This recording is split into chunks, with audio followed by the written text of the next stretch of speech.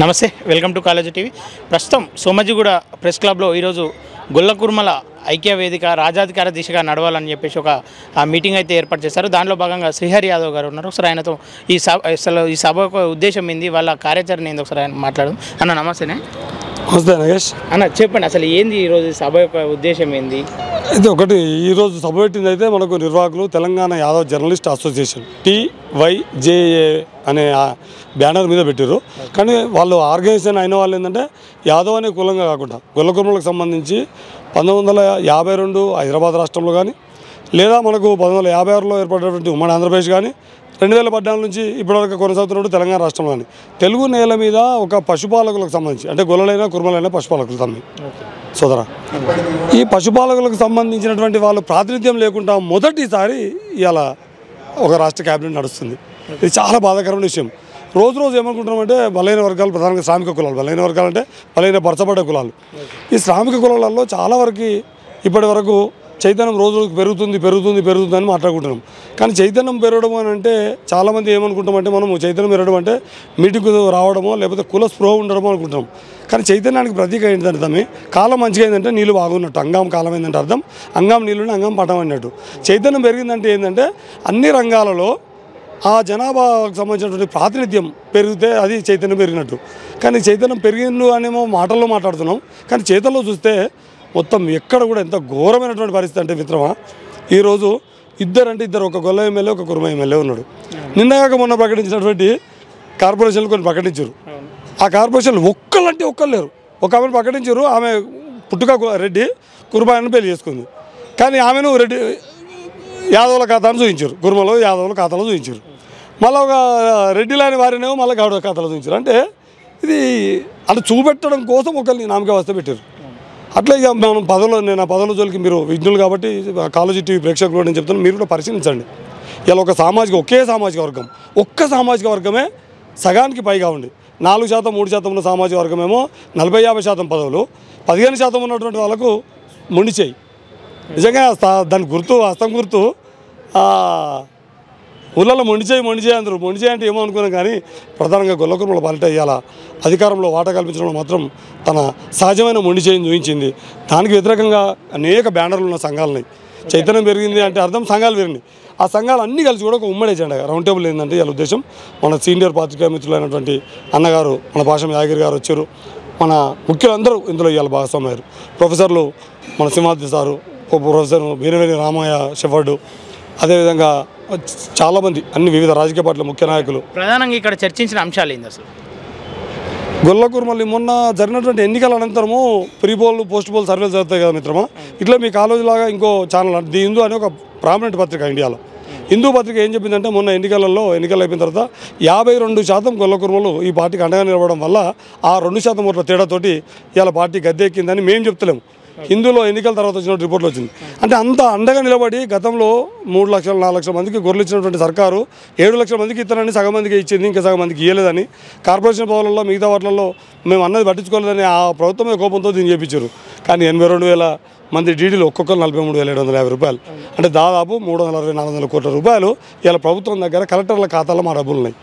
వాటి మీద ఏం తెలుసట్లేదు. పేరుకు కార్పొరేషన్ అని ప్రకటించారు, దాన్ని మిగతా కార్పొరేషన్లకు చైర్మన్ ప్రకటించారు. కానీ దీనికి ఆ ప్రకటనే నామమాత్రం. అసలు ఆ నామమాత్ర ప్రకటనలు కూడా మన గొల్ల కుర్మలకు మొండి చేసి చూపించింది. కాబట్టి మొండి చేసి చూపిస్తున్నటువంటి లేదా 100 రోజులను దాటవేసి 100 రోజులు చెప్పి 100 రోజులు దాటేసింది. 100 రోజుల పేరు మీద కాలయాపన చేసి దాటవేసినటువంటి కాంగ్రెస్ పార్టీని బొంద పెడదాం మాకు అవకాశం కల్పించకపోతే. కాబట్టి ఒకసారి అందరము ఐక్యంగా నినదిద్దాం. సింపుల్ ఇందులో మేమెంతో మాకంత ఎడ్డింగ్ అంత.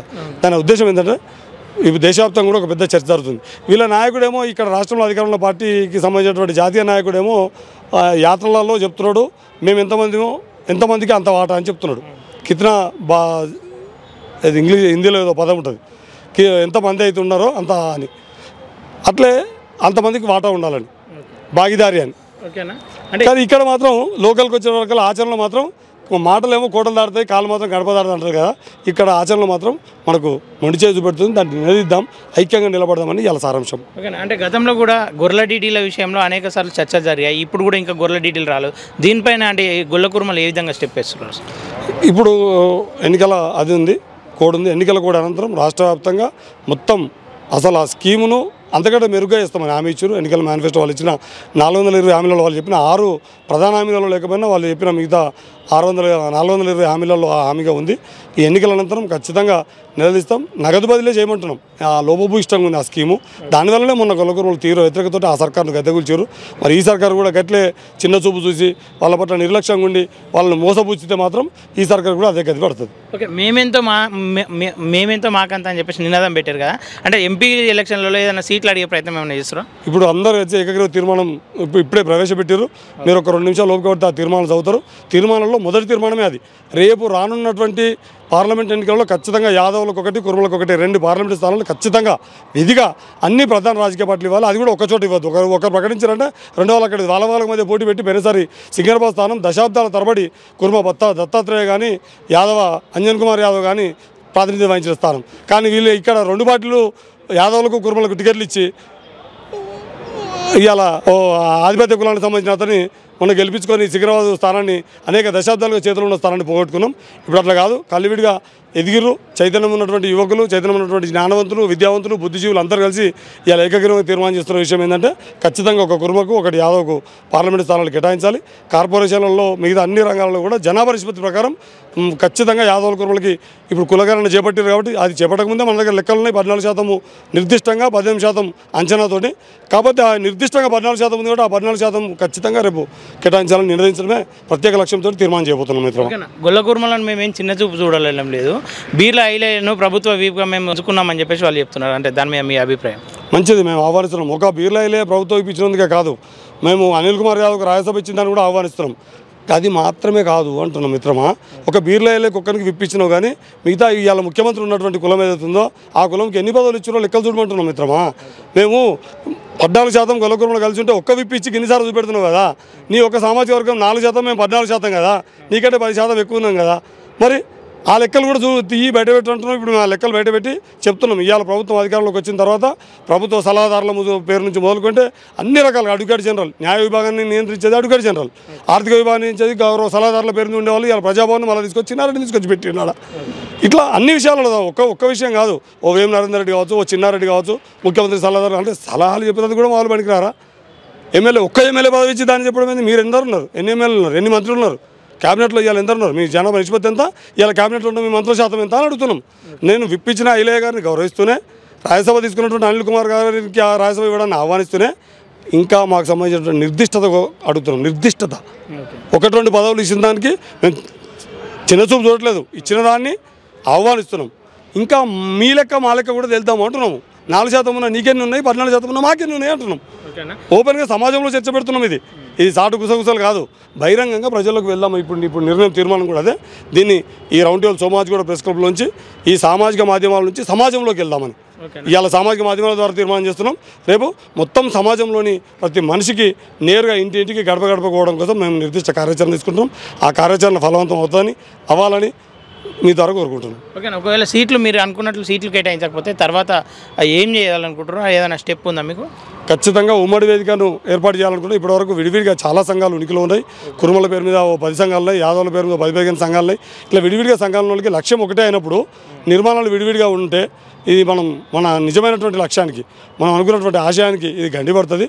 కాబట్టి అట్లా కాకుండా ఉమ్మడిగా ఎవరి సంఘాలు వాళ్ళకు ఉన్నా కూడా ఉమ్మడిగా అందరం కలిసి ఒకే నినాదం మీద, అందరికీ ఆమోదయోగ్యమైనటువంటి నినాదాల మీద కలిసి ఒక ఐక్య కార్యాచరణ ముందుకోవడం కోసమే ఇప్పుడు ఈ తీర్మానం చేయబోతున్నాం. ఎవరి సంఘాలు వాళ్ళకు ఉన్న ఒక ఐక్య కార్యాచరణగా ఏర్పడి ఐక్య కార్యాచరణ కమిటీ ద్వారా ఇప్పుడున్నటువంటి ఆధిపత్య పార్టీలకి, ప్రధానంగా అధికారం ఉన్న పార్టీకి వ్యతిరేకంగా ప్రజల్ని కూడగట్టి మేము పశుపాలకులం, మంద ఎంత తొక్కుడు పడితే బత్తెం అంత వస్తుంది అనుకుంటాం. ఇది రాజకీయ మంద. ఈ రాజకీయ మంద ఎక్కువ తొక్కుబడితేనే రాజకీయంలో కూడా బత్తెం అంటే అవకాశాలు దొరకడము లేదా అధికారం దొరకడము, అధికారంలో భాగస్వామ్యం అవడానికి బత్తంగా మనం పోల్చుకున్నట్టయితే ఖచ్చితంగా మా బత్తెం మాకు దక్కే వరకు, న్యాయమైన జనాభా నిష్పత్తి ప్రకారం న్యాయమైన వాటా దక్కే వరకు అందరం కలిసి విడివిడిగా ఉన్న సంఘాలు కలివిడిగా ఐకమత్యంగా ముందు సాగడం కోసం ఇది ఒక మైలురాయిగా సోమాజిగూడ ప్రెస్ క్లబ్లో జర్నలిస్టు మిత్రులు తీసుకున్నటువంటి ఈ సమాజంలో మొత్తం చైతన్యవంతులైనటువంటి వాళ్ళతో పోల్చుకున్నప్పుడు జర్నలిస్టులకు మిగతా సమాజంలో ఉన్నటువంటి అన్ని కోణాలని, అన్ని మూలాల్ని, అన్ని విషయాల పట్ల ఒక స్పష్టత ఉంటుంది కాబట్టి వాళ్ళనే ముందు పెట్టి, పార్టీలకు అతీతంగా ముందు పెట్టి మేము ముందుకు పోవాలనుకుంటున్నాం. మా ప్రయత్నం ఖచ్చితంగా ముందుకు సాగుతాను. ఈరోజు పాల్గొని ఉదయం 10:30 స్టార్ట్ అయింది మిత్రమా, ఇప్పటికి కూడా ఇంకా కొనసాగుతుంది. మీరు చూస్తే 4:30 అవుతుంది. ఇప్పటికి కూడా ఇంకా ఉత్సాహంగా చాలామంది పాల్గొన్నారు. ఇందులో అన్ని వర్గాల ప్రజలు పాల్గొన్నారు. విద్యావంతులు, మేధావులు, ఉపాధ్యాయులు, ఇట్లా అన్ని వర్గాలకు సంబంధించినటువంటి అనేక సామాజిక ఉద్యమకారులు పాల్గొన్నారు. ఖచ్చితంగా ఇవాళ పాల్గొన్నటువంటి విభిన్న వర్గాలు, విభిన్న ఆలోచనలు, వివిధ సెక్షన్ల ప్రజలు పాల్గొనడమే రేపు ఈ ఉద్యమం ముందుకు పోతుందని చెప్పడానికి, లేదా ఖచ్చితంగా విజయవంతం అవుతుందని మేము నమ్మడానికి, విశ్వసించడానికి ఇవాళ జరిగినటువంటి సభ తీరుతెన్నులే ఒక ఉదాహరణ. ఓకేనా, thank you. Thank you Nagesh.